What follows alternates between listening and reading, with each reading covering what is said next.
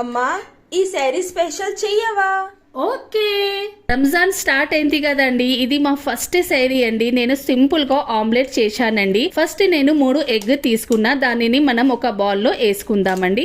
ఆ తర్వాత ఇక్కడ నేను ఆనియన్ వేస్తున్నా. ఆనియన్ వేసినాక కొద్దిగా కొత్తిమీర, కొద్దిగా పచ్చిమిర్చి వేసినానండి. వేసి ఉప్పు, కారం, పసుపు, అల్లం వెల్లుల్లి పేస్ట్, గరం మసాలా వేసి మంచిగా మిక్స్ చేయాలండి. మిక్సర్ తో మనం ఎంత మంచిగా మిక్స్ చేస్తే మన ఎగ్ అంత ఫ్లఫీగా అవుతుందండి. ఇక్కడ మంచిగా నేను మిక్స్ చేస్తున్నా.